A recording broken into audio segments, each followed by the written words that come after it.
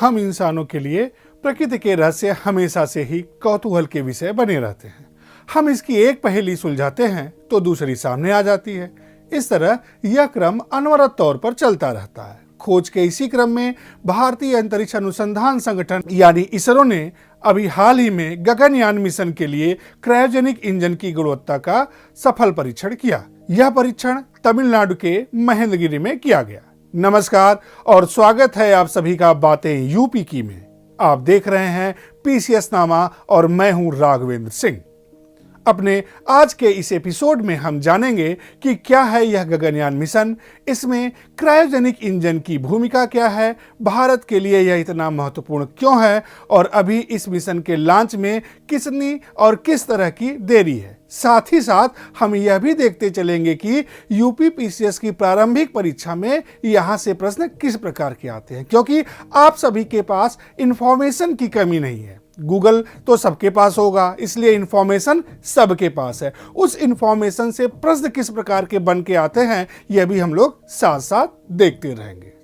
भारत के महत्वाकांक्षी गगनयान मिशन की घोषणा प्रधानमंत्री नरेंद्र मोदी ने 15 अगस्त 2018 को लाल किले के प्राचीर से की थी। यह एक ऐसा अंतरिक्ष मिशन है जिसके जरिए भारतीय प्रक्षेपण यान द्वारा मानव को पृथ्वी की निचली कक्षा में भेजेगा और फिर उन्हें सुरक्षित वापस पृथ्वी पर लाया जाएगा। समुद्र तल से लगभग 200 से 2000 किलोमीटर तक की ऊंचाई को हम पृथ्वी की निचली कक्षा मानते हैं। यहाँ आपके मन में एक प्रश्न उठ रहा होगा कि आखिर निचली कक्षा में ही क्यों?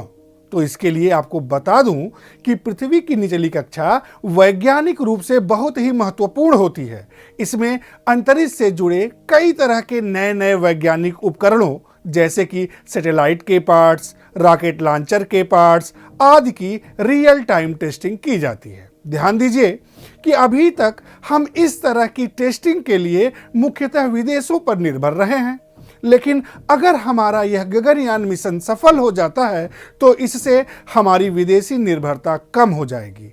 इससे हमारे अंतरिक्ष मिशनों का खर्चा भी कम हो जाएगा और हम अन्य देशों के अंतरिक्ष उपकरणों की टेस्टिंग करके आय भी अर्जित कर सकेंगे। साथ ही साथ यह मिशन अंतरिक्ष स्टेशन बनाने की दिशा में भारत के लिए मील का पत्थर साबित होगा। अब देखते हैं कि यहाँ पर किस प्रकार के प्रश्न बन सकते हैं। तो पहला प्रश्न इस मिशन की घोषणा से बन सकता है, जो कि आपको स्क्रीन पर दिखाई दे रहा होगा। इससे संबंधित दूसरा प्रश्न पृथ्वी की निचली कक्षा की ऊंचाई से संबंधित बन सकता है, जो कि आपको इस स्क्रीन पर दिखाई पड़ रहा होगा।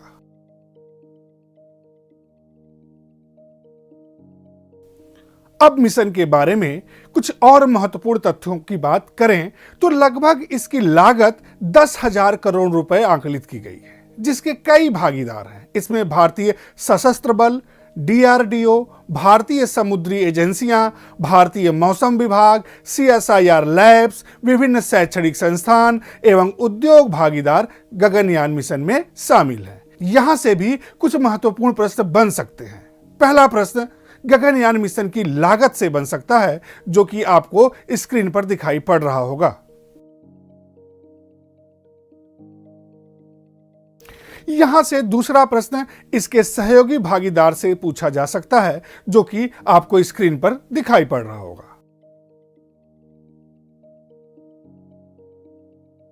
अब बात करते हैं गगनयान मिशन से संबंधित परीक्षण उड़ानों की। तो इस मिशन में कुल 4 उड़ानें होंगी। पहली 2 उड़ान मानव रहित होगी। तीसरी उड़ान में व्योम मित्र नामक महिला रोबोट को अंतरिक्ष में भेजा जाएगा। चौथी और फाइनल उड़ान के लिए 4 अंतरिक्ष यात्रियों का चयन किया गया है और ये चारों भारतीय वायुसेना से हैं।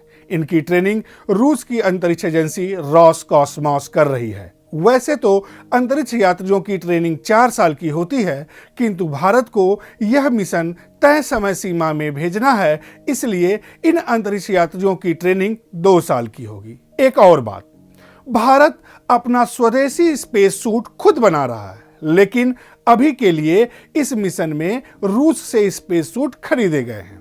अब इस खंड से आने वाले संभावित प्रश्नों की बात करें तो यहां से निम्न प्रकार के प्रश्न बन सकते हैं।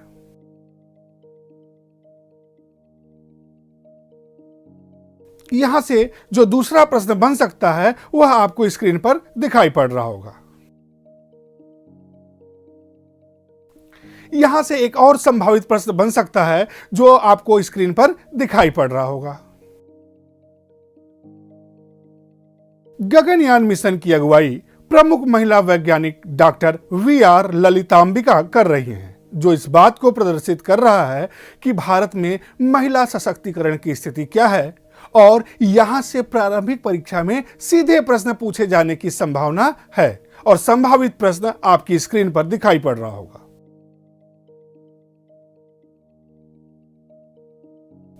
अब जानने की कोशिश करते हैं कि इस मिशन में क्यों और किस प्रकार की देरी हो रही है। तो इस मिशन के लिए भारत को एक क्रू मॉड्यूल जिसमें मानव रह सके तथा एक हैवी लॉन्चर की जरूरत होगी।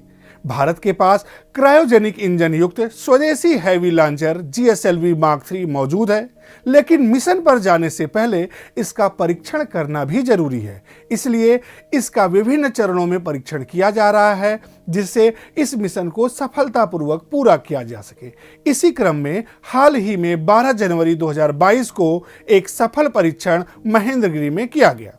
यहां आपको बता दें कि क्रायोजेनिक इंजन वह इंजन होता है जो क्रायोजेनिक तापमान पर काम करता है तथा क्रायोजेनिक तापमान -150 डिग्री सेल्सियस के नीचे का तापमान होता है। GSLV Mark III लॉन्चर में 2 लिक्विड प्रणोदक युक्त क्रायोजेनिक इंजन का इस्तेमाल होगा। ईंधन एवं ऑक्सीकारक को संयुक्त रूप से प्रणोदक कहते हैं। क्रू मॉड्यूल की बात करें तो इसे अंतरिक्ष कैप्सूल के नाम से भी जाना जाता है। इसमें जीवन नियंत्रण एवं पर्यावरण नियंत्रण प्रणाली का इस्तेमाल किया जा रहा है तथा बंगलुरु स्थित टेलीमेट्री ट्रैकिंग कमांड सेंटर से गगनयान की 24 घंटे निगरानी की जाएगी। यहां से भी निम्नलिखित प्रकार के प्रश्न बनाए जा सकते हैं। पहला प्रश्न आपकी स्क्रीन पर। यहां से जो दूसरा प्रश्न बन सकता है वह आपको स्क्रीन पर अब दिखाई पड़ रहा होगा।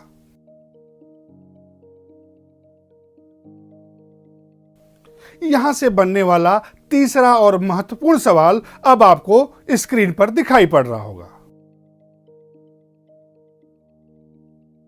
अब एक अंतिम और महत्वपूर्ण सवाल जो आपके मन में उठ रहा होगा कि आखिर इस मिशन के फायदे क्या होंगे। तो इसके लिए साथियों आपको बता दूं कि इससे देश में विज्ञान एवं प्रौद्योगिकी के क्षेत्र में अनुसंधान एवं विकास को प्रोत्साहन मिलेगा। यह प्रयोग भविष्य के तकनीकी परीक्षण के लिए अंतरिक्ष में अनूठा प्लेटफॉर्म उपलब्ध कराएगा। इसके साथ ही माइक्रोग्रेविटी समेत विभिन्न परीक्षणों के लिए हमारी विदेशों पर निर्भरता कम हो जाएगी और हम अन्य देशों के नई तकनीकों का रियल टाइम परीक्षण कर आय भी अर्जित कर सकेंगे। इसके अलावा चूंकि गगनयान मिशन से संबंधित उपकरण अपने ही देश में बनाए जाएंगे, इस वजह से कई व्यक्तियों को रोजगार भी प्राप्त होगा। इतना ही नहीं, इस मिशन की वजह से आने वाले समय में वैश्विक अंतरिक्ष खोज कार्यक्रमों में भारत की भागीदारी बढ़ने की भी उम्मीद है। आगामी अगस्त 2023 तक इस मिशन के लॉन्च होने की पूरी संभावना है। इस लॉन्च के साथ ही मंगलयान, चंद्रयान और अब गगनयान यह भारत के अंतरिक्ष मिशनों की हैट्रिक को भी पूरा कर देगा। अगर गगनयान मिशन सफल होता है तो इस तरह की क्षमता वाला भारत दुनिया का चौथा देश बन जाएगा। अभी यह क्षमता विश्व के केवल 3 देशों अमेरिका, रूस और चीन के पास है। तो यह बात थी गगनयान मिशन की। अगर आपको अभी भी इस विषय से रिलेटेड कोई संदेह है तो आप कमेंट बॉक्स में अपना प्रश्न पूछ सकते हैं। मैं यथासंभव कोशिश करूंगा कि आपके प्रश्नों का जवाब अवश्य दूं। इस एपिसोड में इतना ही। हम फिर मिलेंगे अगले शनिवार सुबह 10 बजे एक नए वीडियो के साथ।